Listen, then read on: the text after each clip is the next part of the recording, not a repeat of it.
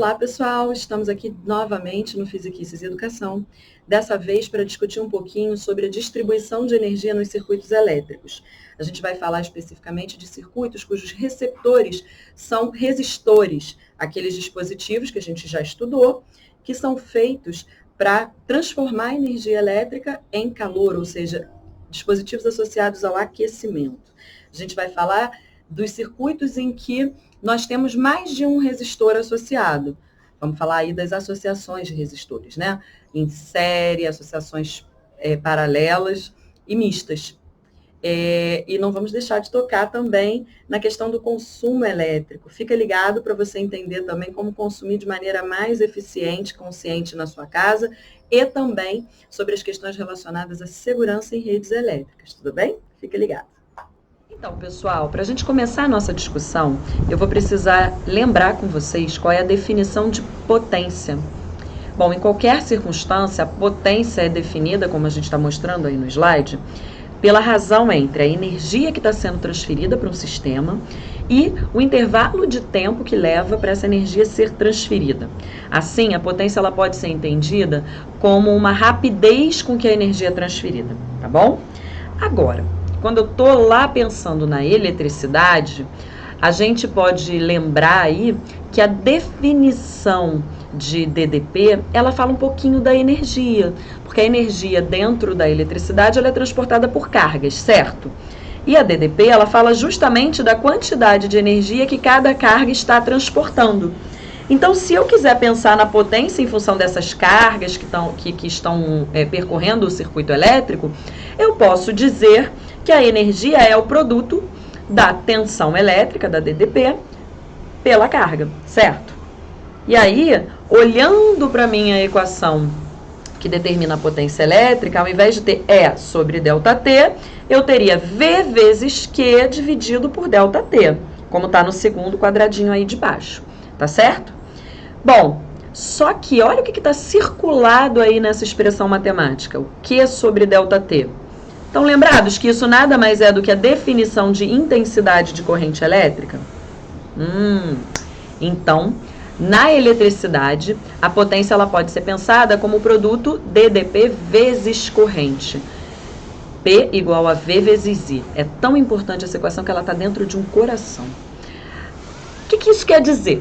Que eu tanto posso aumentar a potência, porque eu aumentei a quantidade de energia que cada carga transporta, quer dizer, eu aumentei a DDP, quanto eu também posso aumentar a potência, aumentando o número de cargas que estão transitando no mesmo tempo ali pelo condutor, né? Essas duas operações são equivalentes, por isso a potência ela vai ser proporcional ao produto V vezes I, tá bom? Vamos ver se vocês entenderam esse conceito através da resolução de um exemplinho? Imagina que você quer calcular quanto de energia você consome quando toma um banho de 10 minutos num chuveiro elétrico que demanda aí uma corrente de 30 amperes. Para a gente fazer essa conta, imagina que você está aqui no Rio de Janeiro mesmo, onde a tensão elétrica é de 110 volts, tá bom? Para isso ficar bem claro, vamos resolver no quadro branco? Bom, vamos lá resolver o nosso problema? O banho do qual o nosso exemplo trata, ele estava acontecendo numa cidade como a nossa, do Rio de Janeiro, que dispunha lá de uma tensão elétrica ofertada pela rede de 110 volts. Então, o nosso V, a DDP, é de 110 volts. E o nosso exemplo também informava que a corrente elétrica, a intensidade da corrente elétrica que esse chuveiro estava consumindo era de 30 amperes. Então, I igual a 30 amperes. Para calcular a potência, a gente vai simplesmente multiplicar a DDP pela corrente e vamos obter, então, 110 vezes 30 igual a 3,3 vezes 10 a terceira watts. Agora, o nosso problema não está pedindo para a gente calcular a potência, mas sim a energia. Então, eu vou ter que lembrar que a energia é a potência vezes o tempo de uso. E o uso, no caso, estava sendo de 10 minutos. Cuidado, porque se nós estamos trabalhando com a potência em watts, A grandeza watts, ela é uma grandeza que é definida pela razão entre joule e segundo. Então, se o tempo dado no exercício não está em segundo, eu preciso converter. Então, vamos lá. Energia é igual a potência vezes tempo. Nesse caso, 3,3 vezes 10 a terceira, vezes 600 segundos. 6 vezes 10 ao quadrado. Tá certo? Bom, saindo aqui da frente para vocês poderem ver. 10 a terceira vezes 10 ao quadrado, 10 a quinta. Então, aqui, ó, eu teria 1,98 vezes 10 a sexta, porque aqui daria 19,8. Então, eu já coloquei aqui um a mais no expoente da minha potência de 10 joules. Entenderam? Como a gente não está muito acostumado, né? A nossa conta de luz, ela não vem dada em joules, ela vem dada numa outra unidade que a gente vai falar mais à frente na nossa apresentação. E aí você vai entender por que ela é uma unidade útil, apesar de não ser uma unidade do sistema internacional. Fica de olho aí. No anterior, a gente resolveu o cálculo da energia usando o joule, que é a unidade SI, certo? Mas dentro da eletricidade é muito útil a gente usar uma outra unidade, que a gente diz que é uma unidade prática, que é o quilowatt-hora, que você deve estar familiarizado, porque vem sempre na sua conta de luz. Essa unidade ela é obtida quando eu trabalho com a potência em quilowatt e o tempo em hora. E acaba sendo muito mais fácil para a gente fazer essa conta, porque a potência dos nossos equipamentos é da ordem aí de pelo menos centenas de watts, né? E o tempo que a gente usa dificilmente pode ser contado facilmente em segundos. Ele está muito mais próximo de hora ou fraçõezinhas de hora. Veja como fica simples calcular a energia usando essa unidade. Bom, pensando aí em quilowatt, a potência do nosso equipamento seria 3,3, certo? Ao invés de 3.300. E o tempo em hora, 10 minutos, é 1/6 de hora, não é? Quando eu multiplico, eu obtenho aí uma energia da ordem de 0,55 kWh, tá bom?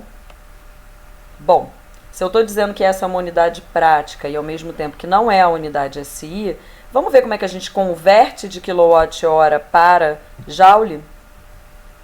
Bom, pensando aí, 1 kW são 1000 watts, certo? Estou escrevendo aqui essa parte aqui da potência, 1000 watts. E 1 hora tem 3.600 segundos. Então, 1 kWh, na verdade, é 3,6 vezes 10 a sexta, watt vezes segundo, que é o joule. Se você quiser brincar aí de fazer conversões para entender se você tá compreendendo bem, na internet você tem alguns conversores que depois eu vou botar nos comentários do vídeo lá um linkzinho, que aí você pode propor alguns exemplos e testar se você está fazendo certinho, tá bom? Uma coisa super importante para a gente pensar quando a gente está falando aí de consumo de energia elétrica é no custo, né? Quanto custam o uso que eu faço das coisas que eu tenho em casa.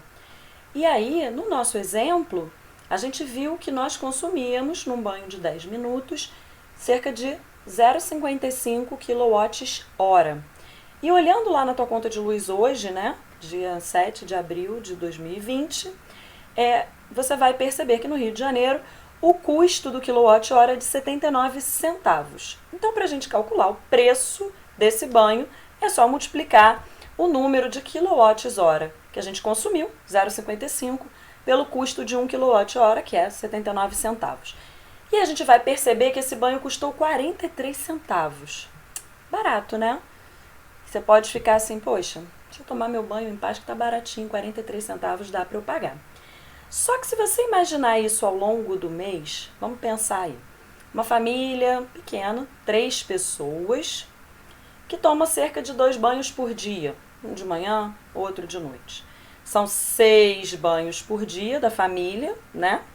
E 30 dias no mês, ou seja, 180 banhos no mês.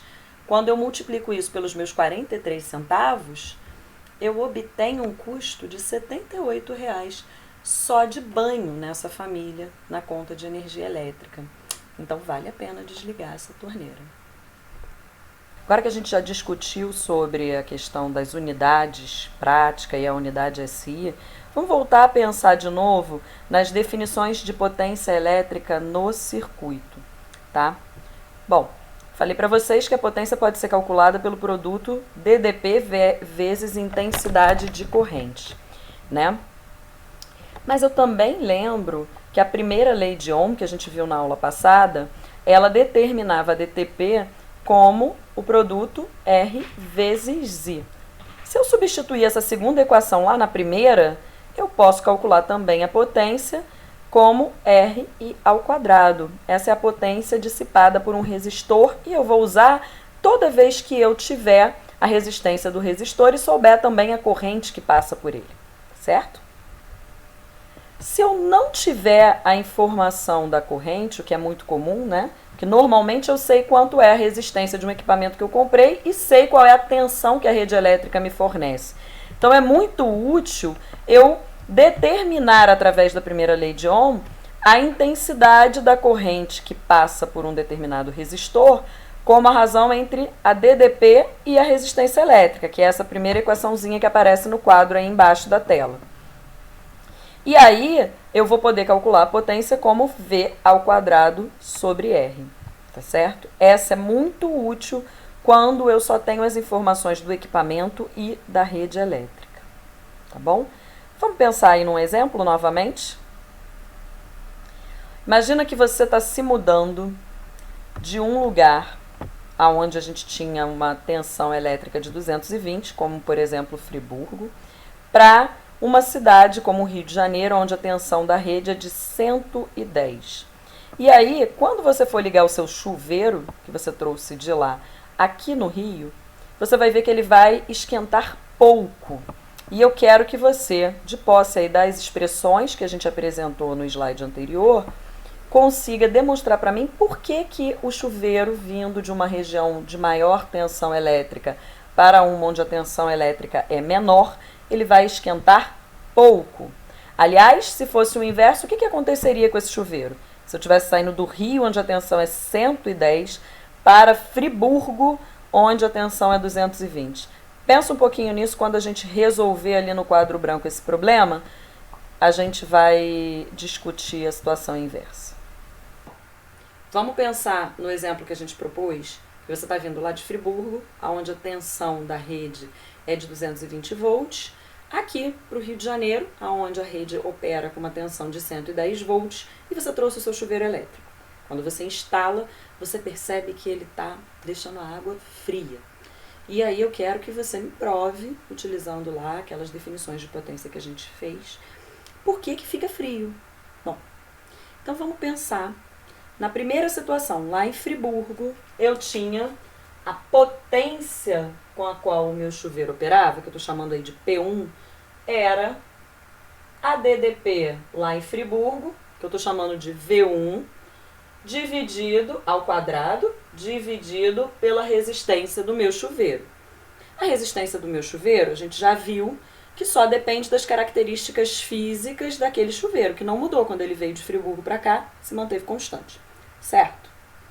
Na situação 2, aqui no Rio de Janeiro, o chuveiro vai operar com uma potência 2, que a gente está supondo aí empiricamente, porque a água fica gelada, que é menor, né?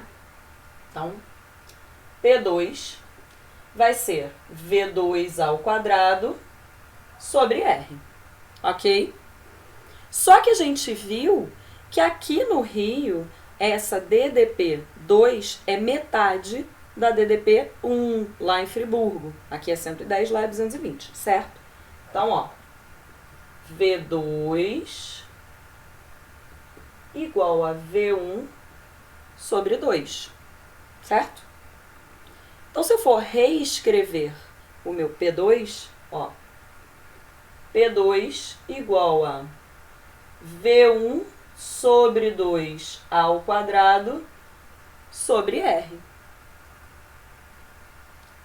Evoluindo, P2 igual a V1 ao quadrado sobre 4R. Agora, isso aqui nada mais é do que o próprio P1, não é? De tal forma que, ó, P2 igual a P1 dividido por 4. Ou seja, quando eu levo um dispositivo elétrico a uma situação em que ele tem que operar com uma DDP, que é a metade da DDP original, a potência de operação dele cai 4 vezes.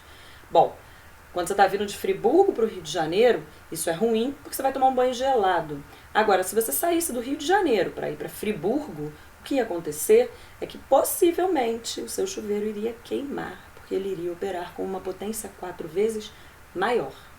Então, muito cuidado quando você for ligar dispositivos à sua rede elétrica. Tenha certeza de que eles estão com as suas especificações nominais adequadas, ou seja, que estão operando principalmente na DDP para as quais, né, eles foram feitos para operar. Tá bom? Cuidado. No geral, os circuitos possuem vários elementos. No nosso caso, a gente está estudando os resistores. Então, os circuitos que a gente vai analisar agora, eles são associações de muitos resistores. E aí, para a gente conseguir entender o que esse circuito está produzindo, quanto de energia ele está gastando, a gente vai ter que entender qual seria um resistor único que eu poderia colocar em um circuito igualzinho, quer dizer, alimentado pela mesma tensão total e demandando aí uma mesma corrente total que todos os elementos juntos estão demandando, para eu poder saber qual é a potência que seria consumida por esse resistor equivalente, tá certo? Então, o conceito que a gente vai precisar aprender primeiro para falar das associações é justamente esse, de resistência equivalente. A resistência de um resistor único que produz o mesmo efeito que todos os resistores da associação. Ou seja, que inclusive vai consumir a mesma potência que todos os resistores juntos consomem, tá? E a gente agora, nos próximos slides, vai entender como calcular esse resistor equivalente no caso de diferentes tipos de associação. Associação em série, em paralelo e associações mistas. Fica de olho. Bom, pessoal, a gente diz que um circuito é uma associação em série, é composto por uma associação em série, quando todos os elementos desse circuito, no caso todos os resistores, são percorridos pela mesma corrente elétrica, que é o exemplo dessa animação que vocês estão vendo na tela. A bolinha vermelha representa aí um elétron livre e vocês podem ver que ao passar pelo resistor R1, ela não tem escolha, vai passar também pelo R2 e pelo R3.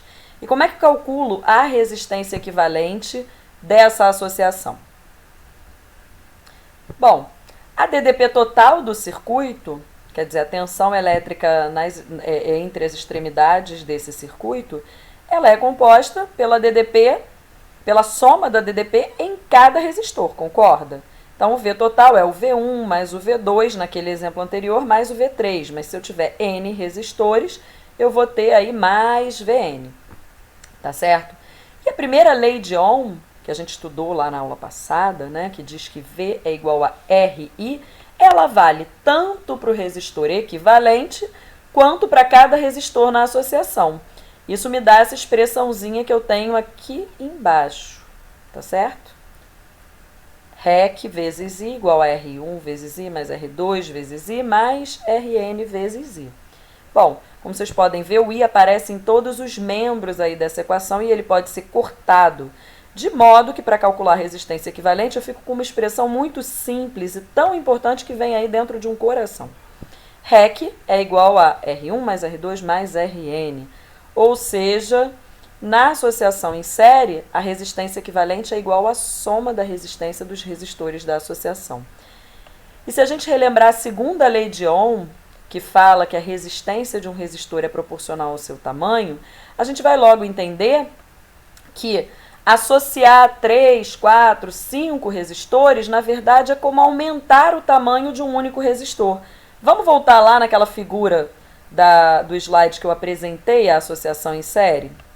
Ó, nota o seguinte, não faria diferença ter R1, R2 e R3 ou ter um resistorzão de tamanho R1 mais R2 mais R3. Ok?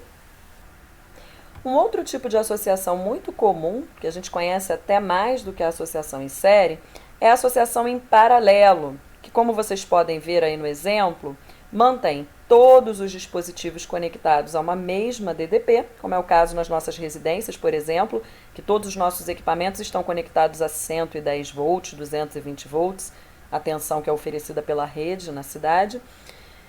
E nessa associação, se eu desconecto um dos equipamentos, o outro não se altera, não tem o seu funcionamento interrompido pela desconexão de um deles.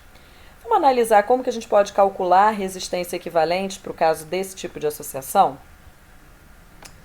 Bom, aqui também mais um exemplinho, como vocês podem ver nas GIFs animadas. Olha, todos ali a mesma DDP e a corrente elétrica, como vocês podem observar, ela vai se dividir.